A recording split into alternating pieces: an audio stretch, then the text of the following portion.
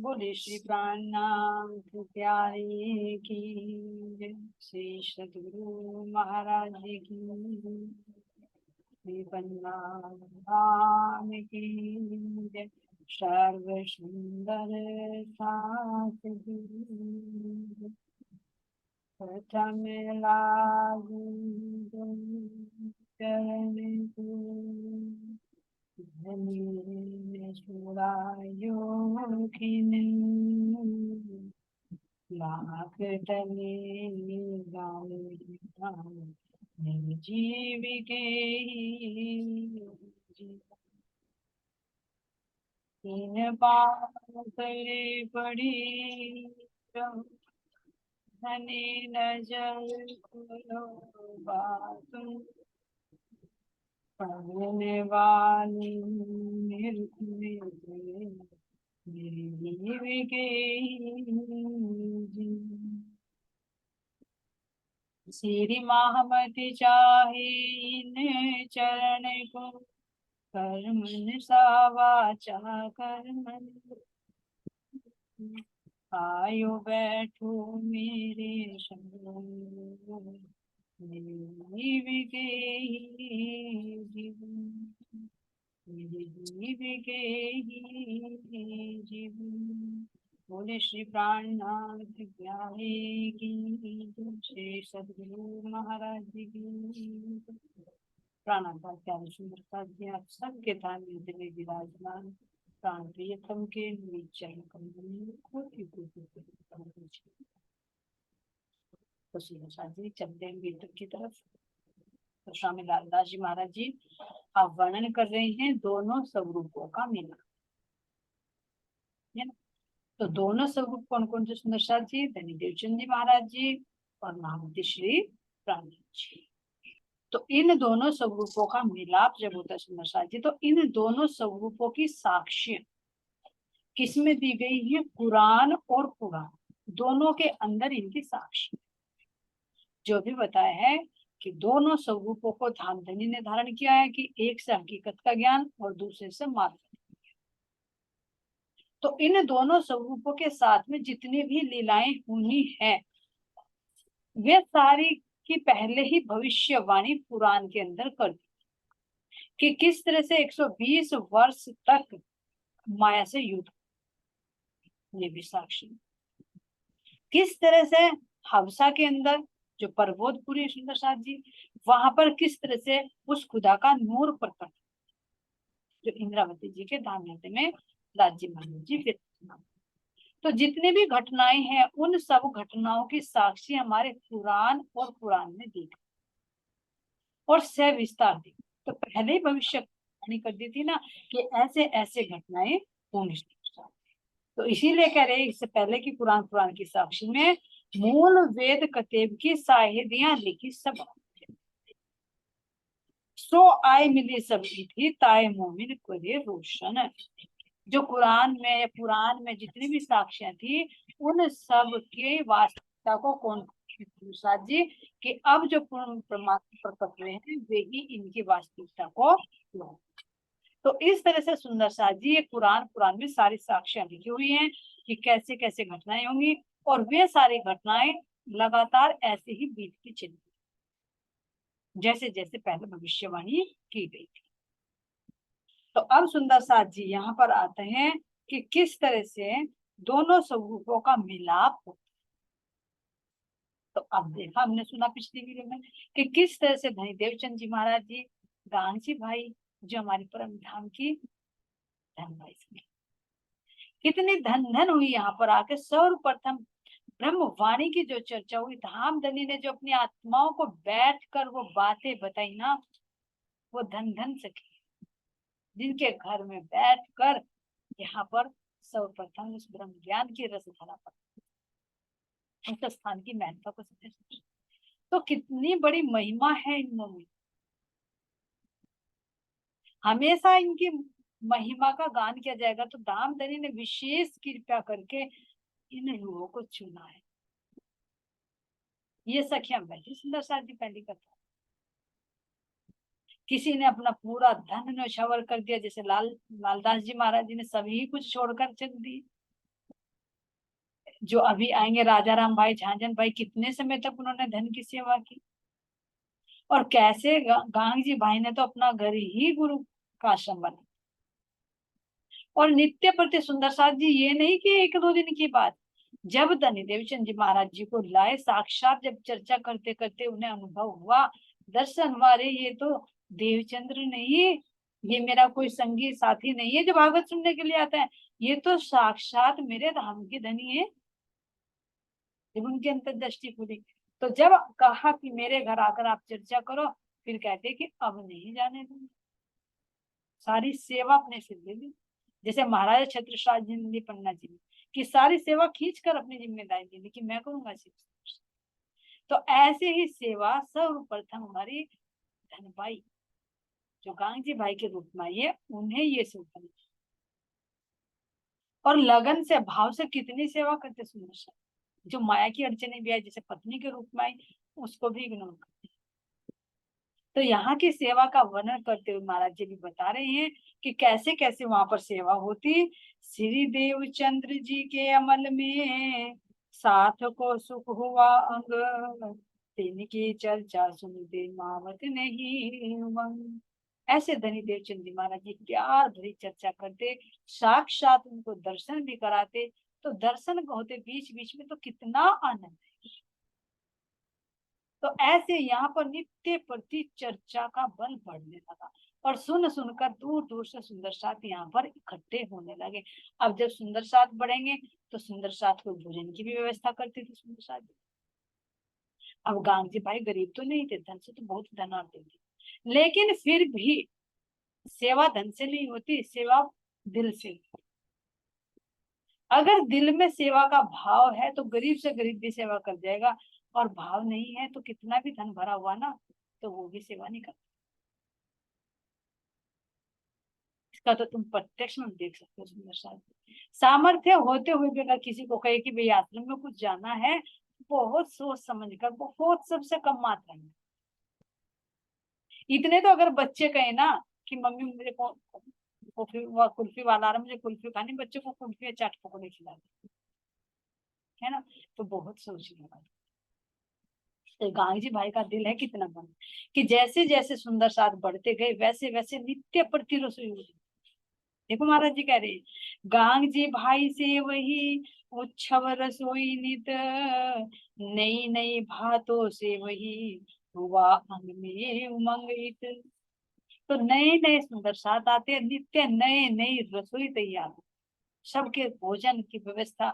दूर से भी सुंदर साथ आते तो रहने की व्यवस्था। और सुंदर साथ जी ये नहीं 3 दिन में चलते, 3 3 बार, जैसे जैसे सुंदर साथ बढ़ते थे ना, पहले एक टाइम चर्चा करते थे, फिर 2 टाइम करने लगे, फिर 3 3 टाइम चर्चा करने लगे थे। क्यों? क्योंकि उनके अंदर भी ये आ रहा, देवचंद जी महाराज जी के अंदर, अरे मेरे सुंदर साथ, क्योंकि राज्य महाराज जी ने कहती तेरी संगी आत्मा यही है, तूने इनको जागृत करके लाना है।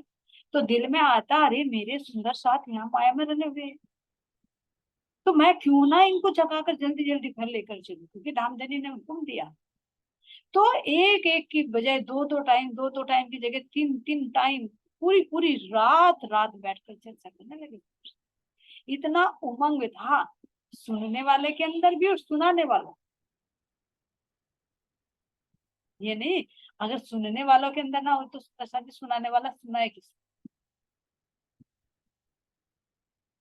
ये नहीं कि सुनाने वाला ही बड़ा होता है, सुनने वाले भी बड़े होते हैं। क्यों? क्योंकि उन्होंने को वो सुनने वाले, तभी तो कोई सुना रहा है ना। नहीं तो अंदर कितना ज्ञान है, सुनने वाला ना हो तो कौन सुनाए, किसको सुना। तो इस तरह से यहाँ पर दोनों के अंदर उन्होंने, धनी देवचंद जी महाराज जी के अंदर भी वे भी जोश में आकर चर्चा कर रहे हैं, और जो सुनने वाले सुंदर साथ है वे भी बड़े जिज्ञासु हैं, काम छोड़ छोड़ कर आते चर्चा में बैठते। और गांधी भाई की तो कुछ पूछ ही नहीं, वे तो इतने उमंग में भर जाते, अरे मेरे धाम धनी बैठकर मेरी संगी आत्माएं आ रही हैं, जिनको वाणी में कहा कि गांधी भाई ने कहा था, अरे इस भव सागर में हमारी रूहें आकर चल गई तो भला इस माया का प्रवाह तो इतना है कि नख को छू जाए तो उंगली को तोड़ कर ले जाए, भला तुम्हारी बातें कौन सुनने वाला है यहाँ पर। उन्होंने कहा था कि नहीं, ये आदि का लीला होगी, उसकी व्यवस्था भी धाम धनी ने कर दी, अपने आप खींच आएंगे हम उनके साथ। तो गांधी भाई यहाँ कितने प्रसन्न हो रहे, तो नित्य प्रति इनके यहाँ पर रसोई होने लगी, और जो भी सुंदर साथ लाकर लाकर नए सुंदर साथ को, उस पर बहुत ही प्रसन्न। तो इस तरह से सुंदर साथ जी यहाँ पर नित्य प्रति क्या लगे, चर्चा का आनंद बढ़ता ही चला गया। और क्या करे सुंदर साथ जी, नित्य निरंतर नए नए सुंदर साथ आने, यहाँ तक कि एक बार देवचंद जी महाराज जी के अंदर वही भाव आया जैसा इंद्रावती सखी के अंदर आया, कि धामधनी ने मुझे शोभा दी है और मेरे सुंदर साथ माया में रले हुए हैं, तो क्यों ना मैं बाहर जा जाकर सुन सबको जानू। क्यों? क्योंकि धामधनी ने खुद कहा है कि शुद्ध तो नहीं साथ को, पर तो भी अपने से जो तुझे खुले वचन, तो अपनी संगी आत्मा को कही, है ना, उन्हें कुछ सुधे नहीं है, फिर भी अपने संगी आत्मा का। तो धनी देवचंद जी महाराज जी के अंदर ये आ रहा है कि मैं बाहर जाऊं और घूम घूम कर अपनी संगी आत्मा को इकट्ठा करके दे, जैसे सब के अंदर आते हैं। अरे कोई भी है, चाहे रिश्तेदारी है, चाहे पड़ोसी है, चाहे कोई भी, इसे में ही वाणी सुन, और कोई चाहे किसी दाम हो, लेकिन मुझे पता है जो सुंदर साथी जागृत हो चुके हैं, जिनको पता है इस वाणी का रस लग चुका, इसके मिठास का, इसकी वास्तविकता का पता लग गया, तो वो दूसरे को जहर नहीं पिलाएगा, वो वही अमृत ही पिलाना चाहिए। तो कितनी दिल में उमंग आती है कि मैं उसको भी सुना, उसको भी सुना, नहीं सुना तो कोई बात नहीं, अगर सुन जाए तो दिल में ये आती मैं सारा खोल कर रख दूंगा आज इसके साथ, बता दू इसे ये संसार क्या है, ब्रह्म धाम क्या है, वहां पर कैसे रहते थे, कैसे हमने ब्रज में लीला की, कैसे हम राज में लीला की, कैसे हमारे राज्य महाराज जी श्यामा महारानी कैसे प्रकट होकर उन्होंने कैसे कैसे कर सोचती है कि सहारा उड़ेल दी, लेकिन सामने वाले को भी नहीं देखती कि वो भी पात्र है या नहीं। और जब महाराज जी ने इसीलिए कहा कि जो जोश में आएगी रूह तो वो सारा उड़ेलना चाहेगी, लेकिन मेरी आत्मा और सामने वाले पात्र को भी देख, उसके अंदर भी बूंद बूंद डालोगे तभी हाजमा करेगा वो, नहीं तो नहीं, कुछ भी नहीं जाएगा उसको, तुम सारी कह दोगे उसकी आत्मा मतलब कुछ भी। इसलिए धामधनी ने आत्मा को कहा मैं संज में संज में मिला, तो जैसे हमें धामधनी संज में संज में पिला रहे हैं, ऐसे हम नए सुंदर साथ को थोड़ा थोड़ा थोड़ा,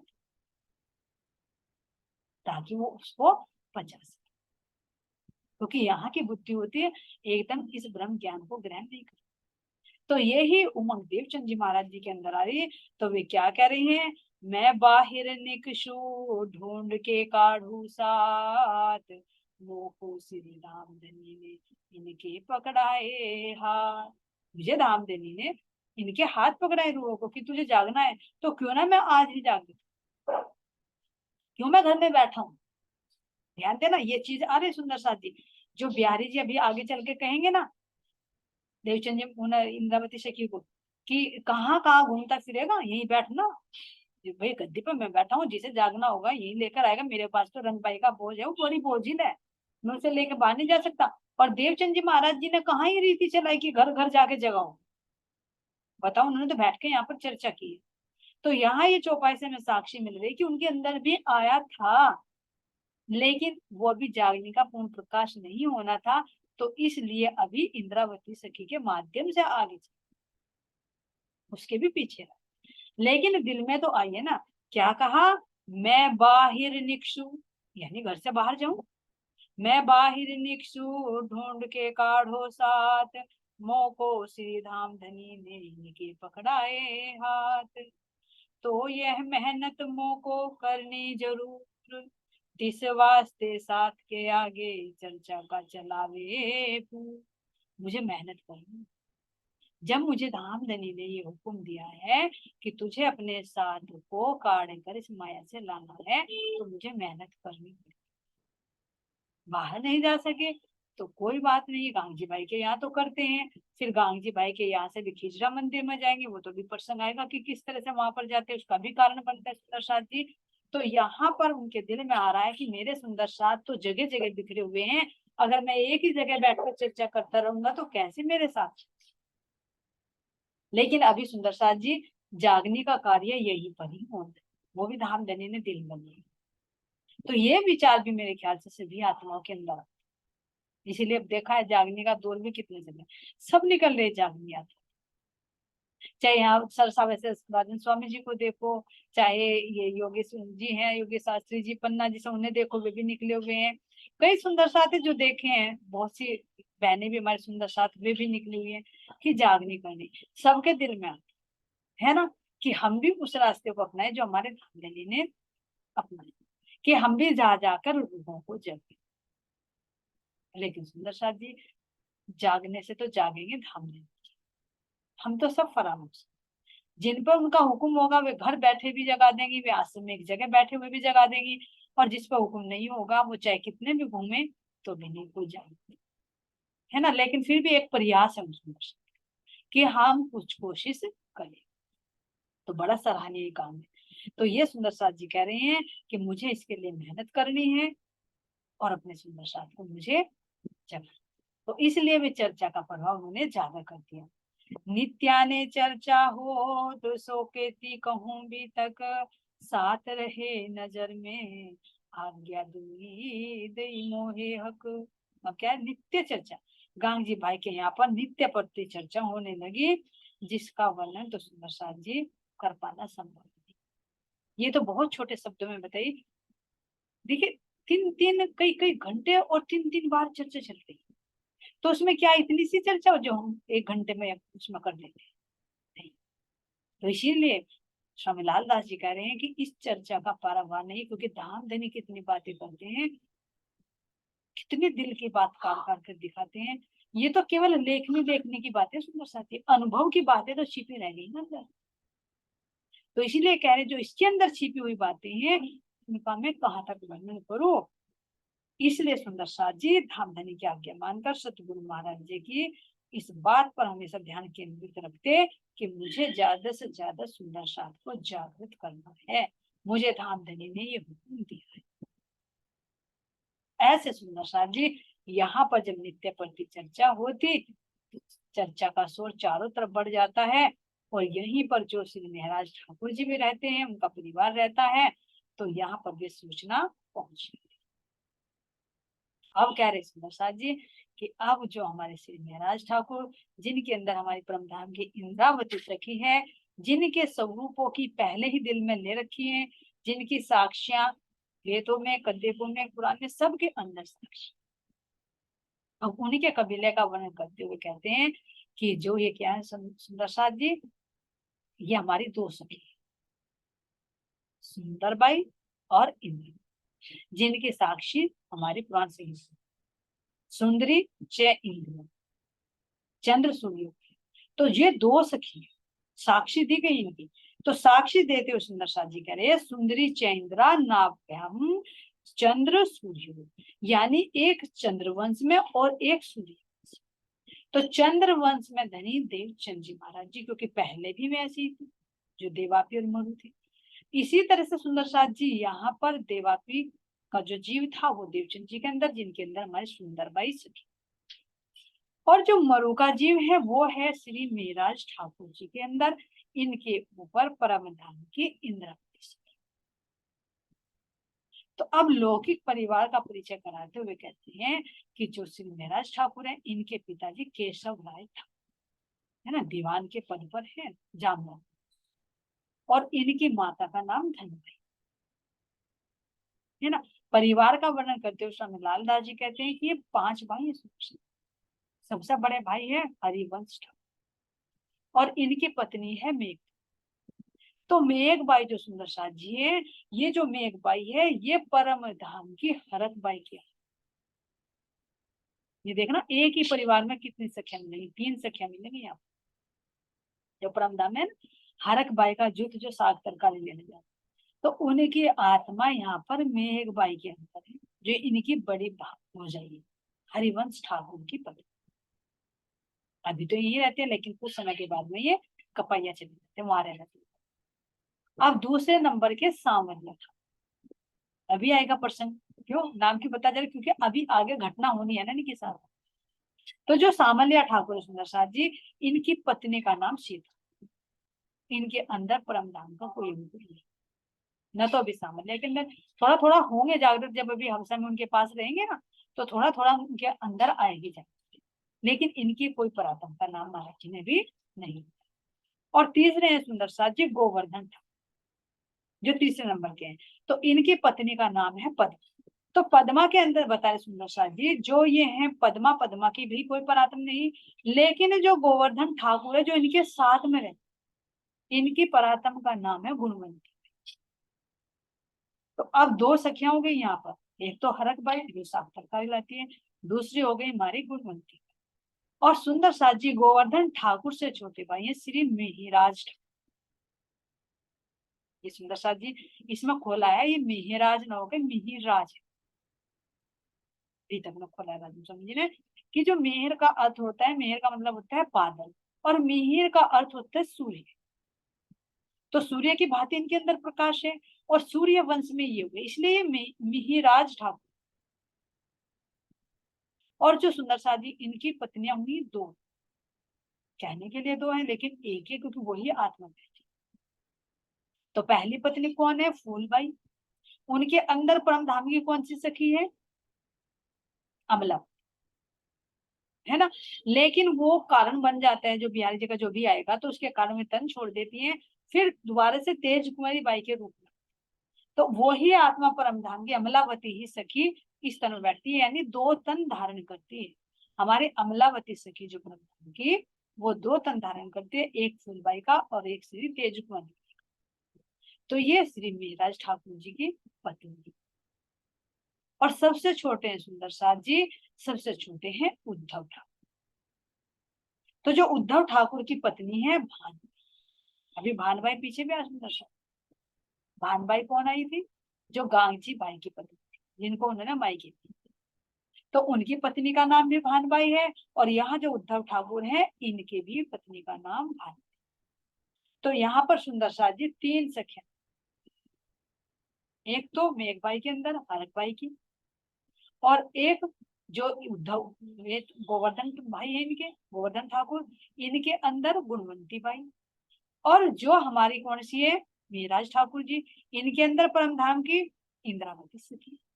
और जो इनकी पत्नी है, चारों जो इनकी पत्नी है इनके अंदर परमधाम की अमृत। तो एक ही परिवार में हमारी चार सखी, है ना। अब कैसे कैसे दो सखियों में मिलाप होता है, कौन कौन सी सखी में? एक तो हमारी एक जो अजबाई है, और मेघबाई जो बुआ भतीजी का, है ना। तो जब गांगजी बाई के यहाँ पर चर्चा चलती है, और अज इनका पुत्र जो श्याम जी, वो तो नहीं रहता था सेवा में, लेकिन अजबाई तो सेवा में रहती थी, है ना। और इनकी पत्नी जो थी, ये जो खेता भाई थे, तो इनकी पत्नी भी यहाँ पर भोजन की तैयार करती थी, हीरबाई सखी, है ना। हीरबाई जो जिनको एक कसीडी भी दी थी, जब हाथ जल गए एक बार भोजन बनाते बनाते, और कहा रे क्या हो गया, कि इसमें तो हाथ जल गए, तो उन्होंने सोने की कसीडी चमत्कारी की, तो उनके भी कोई छोटे बड़े भाग्य नहीं, कितना बड़ा सौभाग्य है कि तीन तीन बार दर्शन देते हैं और भोजन आरोग्यते हैं, बताते हैं कि इसमें नमक कम है, नमक ज्यादा, ये सब काढ़े का भी। तो सुंदर साथ जी यहाँ पर जब इतना चर्चा का जोर बढ़ने लगा, तो फिर कौन रहेगा बिना बने। तो कहीं भी जब मेघबाई के पास उनकी भतीजी अजबाई जाती है, तो वो अपनी बुआ से बताती है कि बुआ जी हमारे घर में ना धनी देवचंद जी महाराज जी हैं, और साक्षात उनके अंदर श्री कृष्ण जी नजर आते हैं। और पता है जो है ना वो हीरबाई, उन्हें तो सोने की कढ़ाई नहीं, अरे हाँ हाँ, ऐसा होता है, हाँ। तीन तीन बार भोजन भी लेते हैं, ग्रहण भी करते हैं। और पता है एक दिन तो जमुना जी भी प्रकट कर दी थी उन्होंने, जो हमारे वृंदावन में परमधाम में जमुना जी, वो भी प्रकट कर दी। और वहां पर दूध भिगोने की भी आवाज आती है, ब्रजराज के भी साक्षात दर्शन होते श्री कृष्ण, ऐसे ऐसे।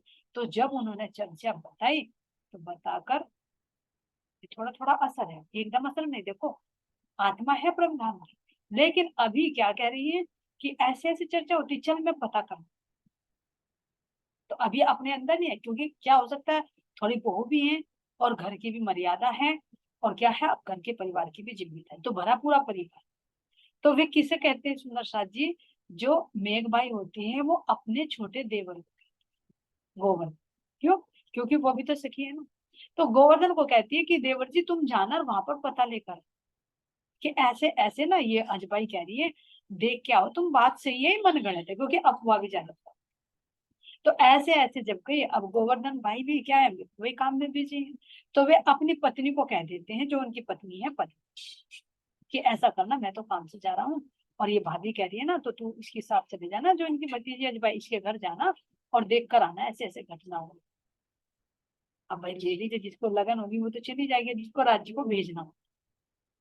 तो पद्मा जाती है उनके घर और पता करती है, तो देखती है, चर्चा सुनती है, तो होगी क्यों, क्योंकि वहां पर चर्चा कोई आम नहीं कर रहे सुंदर सा, वहां पर जो भी जाते हैं उसकी चेतना को खींचकर अपने आवेश से जोड़ते, तो आवेश की दिला होगी, कोई सामान्य चर्चा नहीं। तो जैसे ही वे चर्चा सुनती, उनको वो अनुभव होता, और वो अनुभव होता तो साक्षात जब दर्शन की लीला भी वहां पर हुई, तो उनका तो चित्त एकदम खींच गया।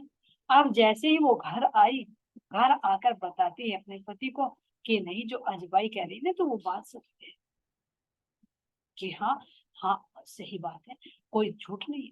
तो ऐसे जब इनके परिवार में सोचना पूछते सुंदर शाह जी, तो गोवर्धन ठाकुर जब आते हैं अगले दिन, तो उनको तो रस लग गया, क्यों, अंकुर था ना, जो गोवर्धन ठाकुर जिनके अंदर गुणवंती बाई की आत्मा है, जब वो अपने दामदनी के मुख से चर्चा सुनेगी, तो भला क्या वो रह पाएगी, नहीं रह पाएगी। तो यहाँ से गोवर्धन भाई नित्य प्रति चर्चा में आने लगे, और जो फिर जो मेघबाई थी उनकी, वे भी चर्चा में आने लगे। तो चारों तरफ खूब चर्चा का बहुत शोर बढ़ेगा। सुंदर है, बहुत सुंदर साथ का नाम यहाँ पर लालदास महाराज जी ने दिया है, कि कितनी दूर से यहाँ पर सुंदर साथ आते और चर्चा का रस पान करते और निजानंद संप्रदाय में संत। तो इस तरह से सुंदर साथ जी यहाँ पर गोवर्धन भाई नित्य प्रति अब चर्चा में आने। अब हो जाता है कि महिला की तो कोई समस्या हो जाए, लेकिन अब जब पुरुष अगर दिल में ठान ले, तो उसे कौन रोक, देखा है परिवार। औरत तो फिर भी एक बार झुक जाती है कि चलो यहाँ मना कर रहे हैं तो कोई बात नहीं, मैं घर की परिस्थिति हो सकती है कुछ भी देखती, लेकिन पुरुष के अंदर एक यो होता है, दृढ़ता होती है कि मुझे ये करना तो करना, फिर उसे कोई नहीं। तो यहाँ पर एक तो बाहर का से ही पुरुष तत्व है, और दूसरा अंदर से क्या है, परमधाम की आत्मा। तो यहाँ पर सुंदर साथ जी गोवर्धन भाई आते हैं और स्वामी से निजानंद आश्रम में सम्मिलित होकर तारतम्य ग्रहण कर, तो इसलिए कह रहे हैं यहाँ पर, तब गोवर्धन गए जाए के लगे कदम, मैं शरण तुम्हारे अय्या जगावने आतम। तो अब कहते हैं गोवर्धन भाई कि हे सतगुरु महाराज जी, मैं अब आपके शरण में आया हूँ, और आप मेरी आत्मा को जागृत कर दीजिए।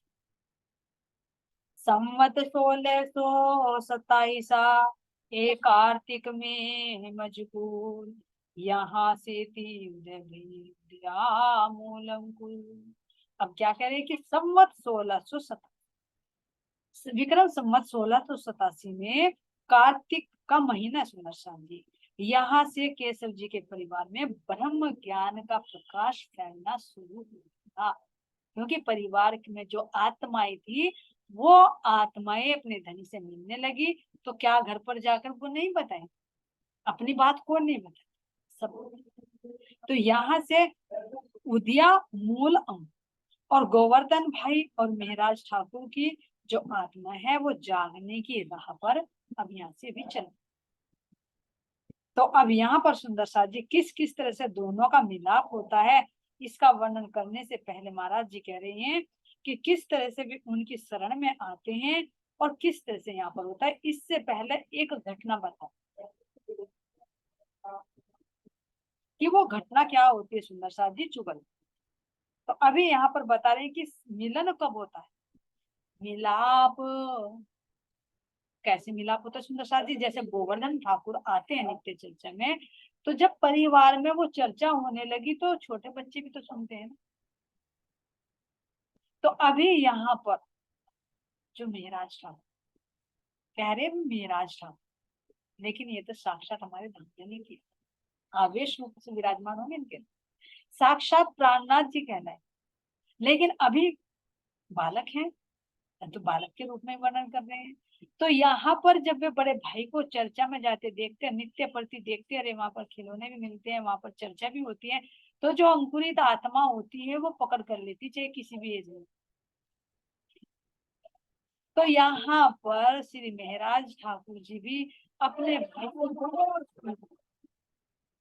रोज विनती करते कि भाई मैं भी चर्चा में चलूं, लेकिन गोवर्धन भाई क्या कहते हैं, अरे भी तू तो बालक है।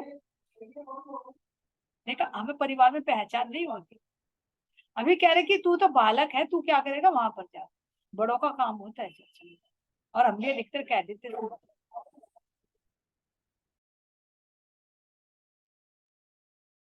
तो यहाँ पर सुंदर साथ जी कह देते ना कि अभी बच्चा है, वहां जाकर शोर मचाएगा, तो हम भी अपने बच्चों को रोकते थे।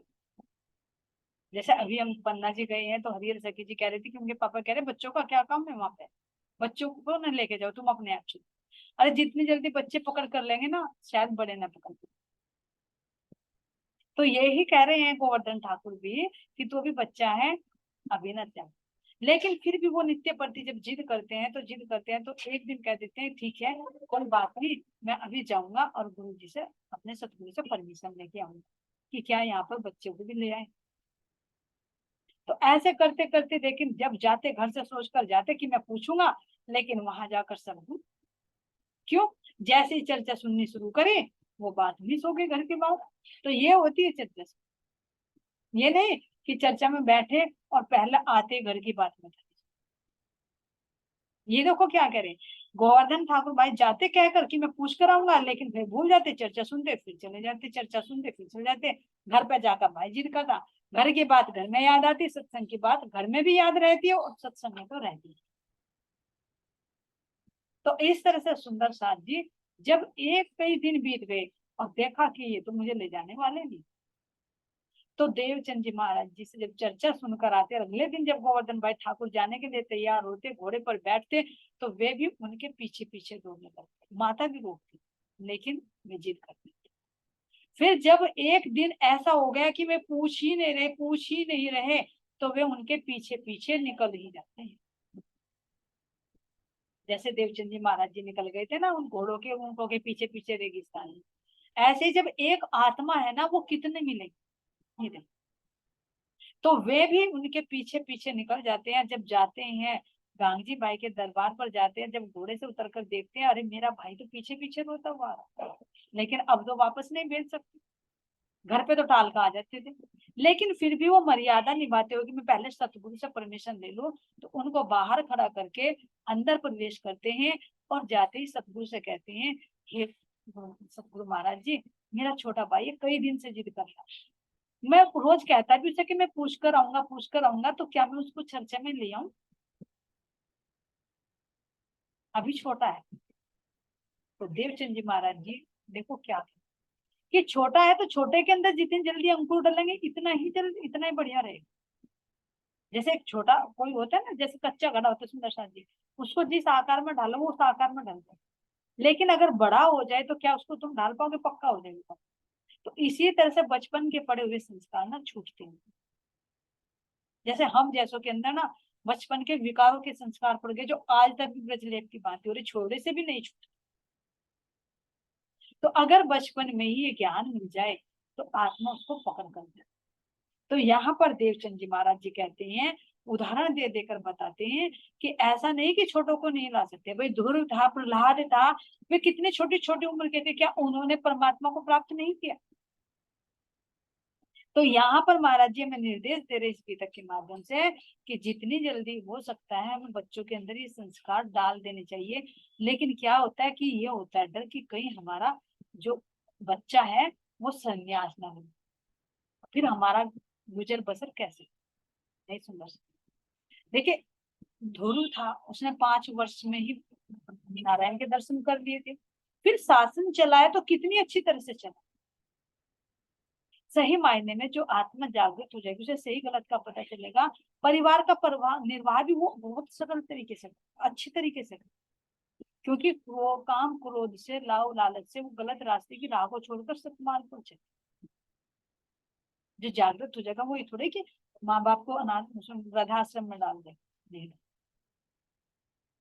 तो यहाँ पर महाराज जी कह रहे हैं कि ध्रुव को चरण भगवान के भय 5 वर्ष प्राप्त, तिस वास्ते श्री महाराज को आवन दो तुम इत, कि ध्रुव ने भी भगवान को 5 वर्ष की आयु में प्राप्त कर लिया था। तो अभी श्री महाराज ठाकुर तो 12 वर्ष के हो गए सुंदर साथ जी। यहाँ तो उनको कह रहे हैं कि तुम उनको अपने भाई को ले आओ, और वे तो दरवाजे पे ही खड़े थे। तो जैसे सतगुरु का परमिशन मिलता है वे अपने भाई को अंदर ले। तब गोवर्धन श्री महाराज को लेके चले साथ, तब आए चरणों लगे सिर पर धरे हाथ। तो जब धनी इंद्रावती सखी जब हमारी परम धाम की मेहराज ठाकुर जी के अंदर है, वे आते हैं और देवचंद जी महाराज जी के चरणों, तो हमारी इंद्रावती सखी ने श्यामा जी के चरणों को पकड़ा, जैसे श्यामा जी राज जी के चरणों को पकड़े। 12 बरस महीना दोए ता भय ताऊ पर भय 10 दिन, तब श्री देवचंद जी सो मिले उन पहचाने मोमी। तो कितनी उम्र है सुंदर साथ जी? 12 वर्ष 2 महीने और 10 दिन, इतने उम्र है श्री महाराज ठाकुर जी की जब वे शत्रुघ्न देवचंद जी से मिले। और समय दे रहे हैं इसमें, मिलाप श्री देवचंद्र जी का सोबत श्री जी साहिब, संवत 1627 में 1772 लो अब। तो कह रहे हैं कि मिलाप होता है धनी देवचंद जी का श्री महाराज ठाकुर से विक्रम संवत 1687, ये मिलाप हुआ है दोनों का। और विक्रम संवत 1712 में जैसे धनी देवचंद जी महाराज जी अंतर ध्यान होते हैं तो वे सारे सात जी श्यामा जी सुंदरबाई सब इंद्रावती जी के धाम मंदिर में विराजमान हो जाते। और जो जब से लेकर सुंदर साथ जी विक्रम संवत 1712 से और अब तक की उन्हीं की लीला यहाँ पर चलती है।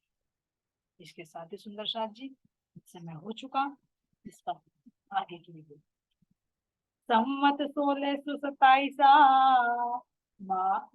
मिलाप श्री देवचंद जी का सोबत श्री जी साहिब, संवत 1627 में 1772 लो अब, 1772 लो अब। बोलिए श्री प्राणनाथ प्यारे की जय, श्री सतगुरु महाराज जी की जय, धनी देवचंद जी महाराज की, धाम की सर्व सुंदर साथ की। प्रणाम जैसे विष्णु के चरणों में कोटि कोटि प्रणाम। प्रणाम सुंदरता जी।